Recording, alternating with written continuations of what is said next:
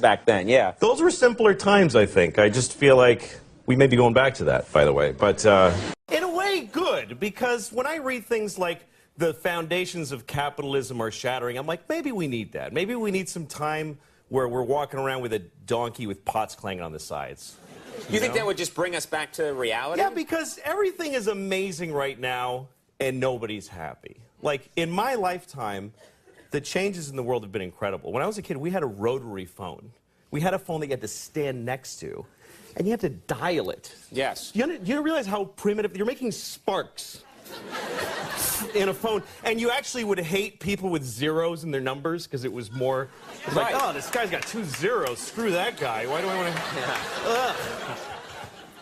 And then if they called and you weren't home, the phone would just ring lonely by itself. And then if you wanted money, you had to go in the bank for when it was open for like 3 hours. You had to stay in line, write yourself a check like an idiot. And then when you ran out of money, you'd just go, well, I can't do any more things now. Right. I can't do any more things. That's it, yeah. That was it. And even if you had a credit card, the guy would go, ugh, and he'd bring out this whole shunk, and he'd write, you'd have to call the president to see if you have any money. And it's all true, kids. You had to call the president, yeah. It was ridiculous. Yes. Do you feel that we now, in the 21st century, we take technology for granted? Well, yeah, because now we live in an amazing, amazing world, and it's wasted on the crappiest generation of just spoiled idiots that don't care, because this is what people are like now. They got their phone, and they're like, it won't. Give it a second. It's going to space. Can you give it a second to get back from space? Is the speed of light too slow for you? Yeah. I was on an airplane, and there was internet, high-speed internet on the airplane. That's the newest thing that I know exists. And I'm sitting on the plane, and they go, open up your laptop. You can go on the internet. And it's fast, and I'm watching YouTube clips. I'm in an airplane. And then it breaks down. And they apologize. The internet's not working. The guy next to me goes, this is bullshit.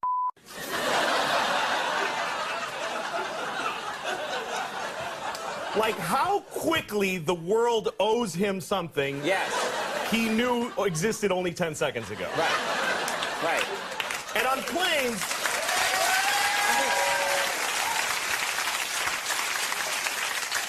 flying is the worst one, because people come back from flights and they tell you their story. And it's like a horror story. They act like their flight was like a cattle car in the 40s in Germany. That's how bad they make it sound. Right. They're like, it was the worst day of my life. First of all, we didn't board for 20 minutes. Right.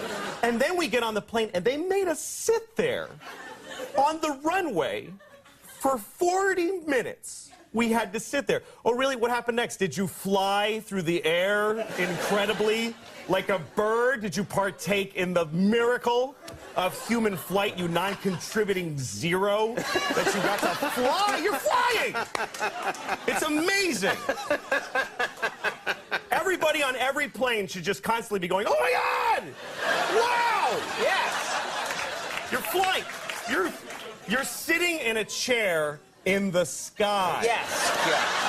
Yeah. That's right. Now, Louis. But it doesn't go back a lot. and it's not really. You know, here's the thing. People, like, they say there's delays on flights. Yeah. Delays, really? New York to California in 5 hours. That used to take 30 years to do that. And a bunch of you would die on the way there and have a baby. You'd be a whole different group of people by the time you got there. Now you watch a movie and you take a dump and you're home. Yeah.